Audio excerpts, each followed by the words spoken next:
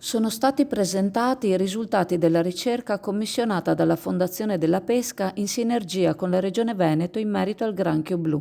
La ricerca è stata commissionata lo scorso febbraio, al primo accenno di una presenza importante del crostaceo alloctono.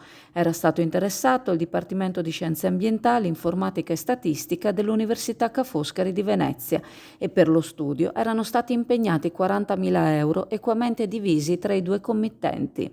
La ricerca, che ha studiato la presenza del granchio blu nella laguna di Chioggia nel periodo tra giugno e novembre dello scorso anno, è stata quindi presentata al Consiglio di amministrazione della Fondazione, che vede il sindaco Armelao come presidente. La prima parte della ricerca, che ha studiato il ciclo di vita autunno e inverno, sarà divulgata a breve e consegnata al Ministero.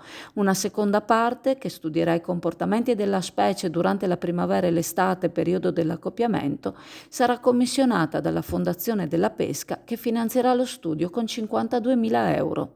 L'assessore regionale Cristiano Corazzari ha sottolineato la lungimiranza della Fondazione della Pesca e ha elogiato l'importanza della ricerca, i cui esiti verranno divulgati a livello nazionale nei tavoli interessati. Sono stati studiati i comportamenti della specie sia nei confronti delle prede che delle attrezzature da pesca degli operatori. La prima parte della ricerca, di cui è stato diffuso un estratto dal professor Piero Franzoi dell'Università Ca' Foscari di Venezia, si è svolta sia in laguna che in mare, nei pressi della bocca di porto di Chioggia, e ha considerato le attrezzature utilizzate per la sua cattura, valutandone l'efficienza, il rapporto tra il sesso degli individui, la fertilità dalle femmine, che rilasciano circa 2 milioni di uova per ogni deposizione.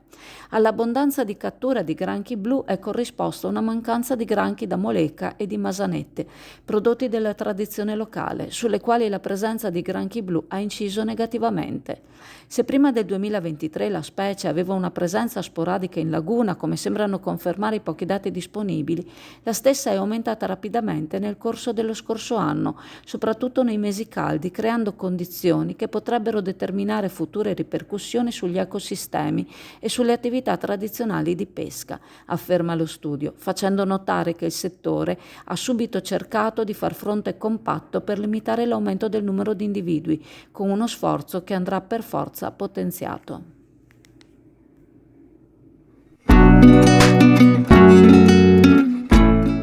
Preparati a gustare le specialità tradizionali e le novità esplosive che potrai trovare all'Indiga. Gelato artigianale anche per l'asporto, per gustarlo in compagnia dove vuoi tu.